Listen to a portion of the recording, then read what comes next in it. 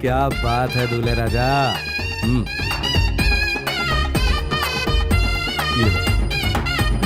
ये क्या है भैया? मैंने मार्केट में एक दुकान तेरे नाम कर दी है। तू कल तक एक नौकर हुआ करता था, आज से तो उसका मालिक है। भैया बेटा क्या कर रहा है? सुबह शाम आप मुझे छोटे इधर छोटे ये कर कह के बुलाते रहते थे, लेकिन आपने मुझसे वो हक छीन लिया। लेकिन मैं अपने दिल को कैसे समझाऊंगा?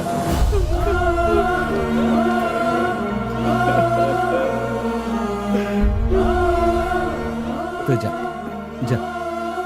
भैया आप बहुत महान हैं। हमारे साथ रहने वालों का ख्याल हम रखेंगे तो ऊपर बैठा भगवान हमारा भी ख्याल रखेगा।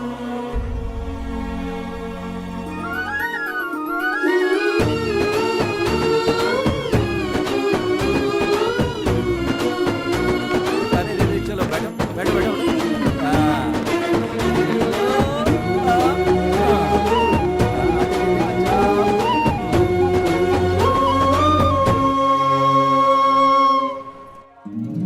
ये काम अर्जेंट होना चाहिए। तुम्हें वहां पर जल्दी जाना है और देकर लौटना है।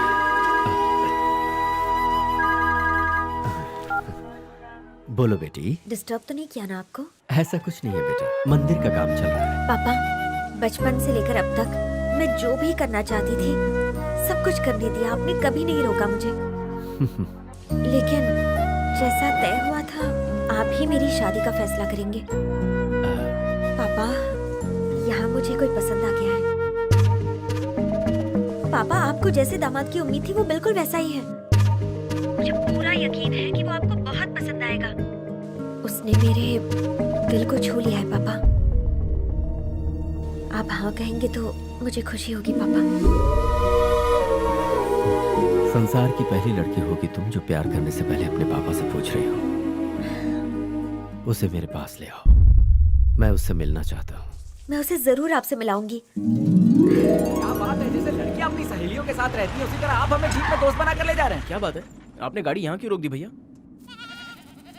ये तो गोपी देवी है। उसने मुझे आज यहाँ बुलाया है, कुछ खास बात करना चाहती है। चलो बहुत ही अच्छी बात है, उसके साथ का सारा खेल ही खत्म कर देता हूँ। अभी क्या करें? अब तो भगवान ही कुछ करेंगे।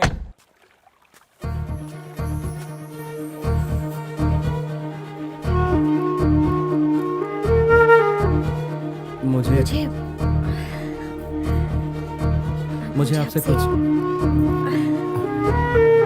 मुझे आपसे कुछ कहना है।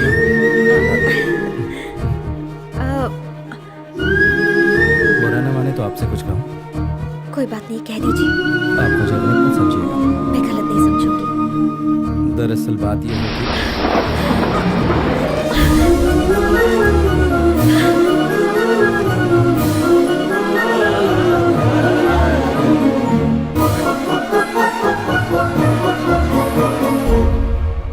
आपसे मोहब्बत है मुझे।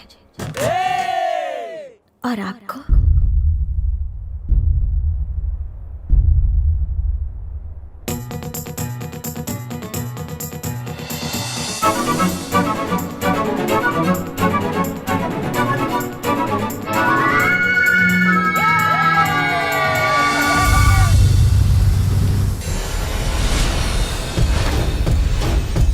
भाई वो भंडार आ गया।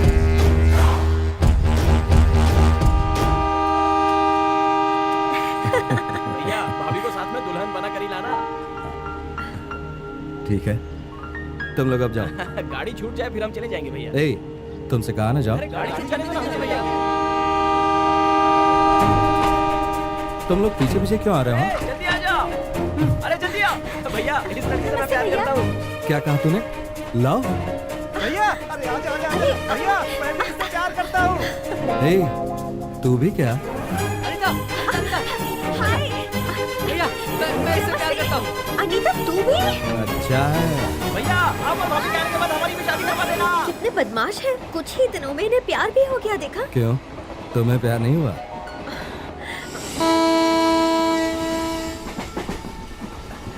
नमस्ते बिटिया। ए नमस्ते कर। नमस्ते। जी नमस्ते। हाँ जी कहिए।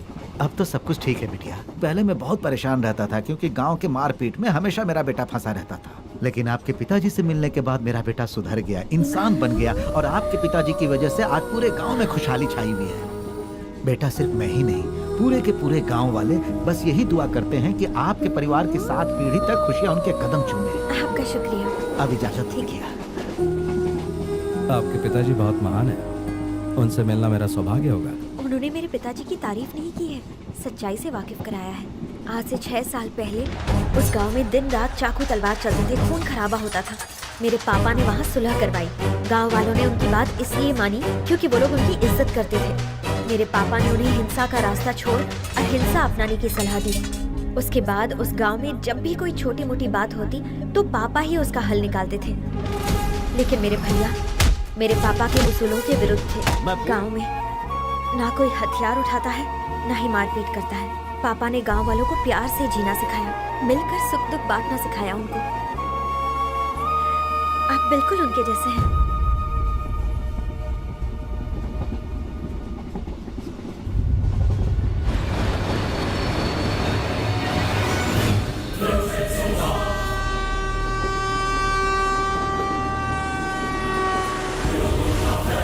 उन्हीं के जैसी बातें, उन्हीं के जैसा शांत स्वभाव, उनके जैसा सब्र। आप मेरे पिताजी को बहुत पसंद आएंगे। वो शादी के लिए हाँ कर ही देंगे। गोपू, चलो चलते हैं। हाँ? चलो उठो, आ जाओ। क्या हुआ? चलो चले। लेकिन कहाँ? बताता हूँ।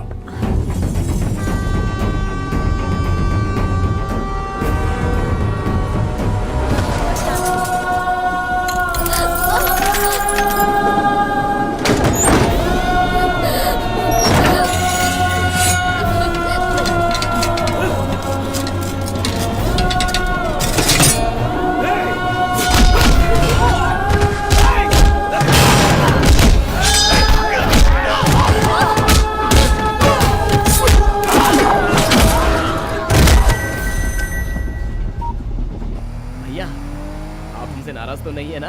हमारी पसंद आपको पसंद आई ना? मैं किसी पर नाराज नहीं हूँ पगले। तुम लोग घर जाओ और खुद का ख्याल रखना।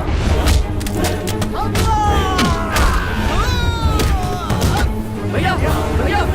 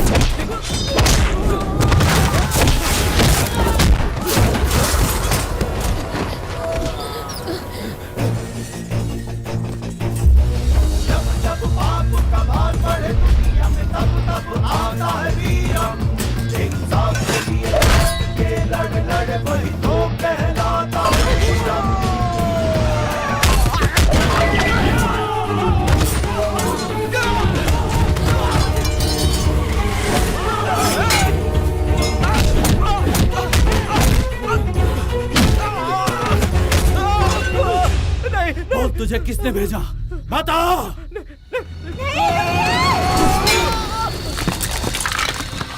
रुक जाइए! ये सब क्या हो रहा है? आपके भाइयों ने आपकी कितनी तारीफ की थी, लेकिन अब जो मैंने देखा था, जो मैंने सुना था, वो सब कुछ झूठ निकला। मेरे भाइयों ने मेरे बारे में क्या कहा था ये मैं नहीं जानता, लेकिन अगर मेरे सामने कोई कुछ गलत करता है, वो कौन है क्या है मुझे फर्क नहीं पड़ता, उसका यही हश्र होता है। मेरा दुश्मन मुझ पर किस वक्त और कहां वार करेगा ये मैं नहीं जानता। यही मेरी सच्चाई है। इसी तरह जीते आया हूं, इसी तरह जीऊंगा। अब फैसला तुम्हें करना है। तुम अगर चाहो तो मुझे छोड़ सकती हो, लेकिन हाँ, ये बात तुम समझ लो, मेरे घर वाले हो या तुम्हारे घर वाले हो, मैं किसी का बाल भी बांका नहीं होने दूंगा।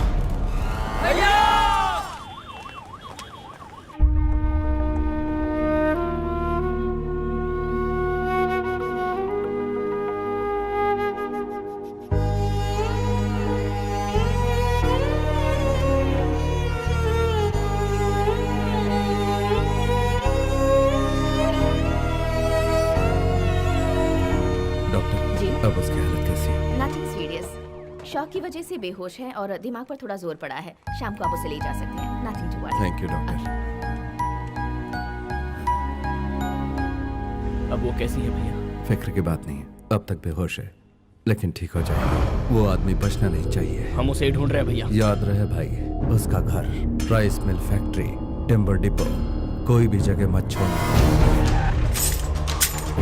राइस मिल पे ताला लगा है। ढूंढो ढूंढो, कहीं तो मिलेगा। उसकी कोई खबर? वो अपने घर पर भी नहीं है भैया। Thank you sir.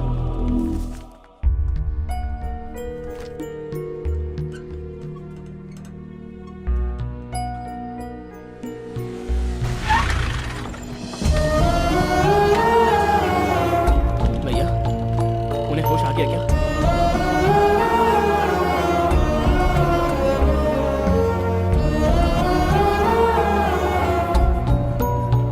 वो कहाँ है भैया? चली गई मुझे छोड़कर।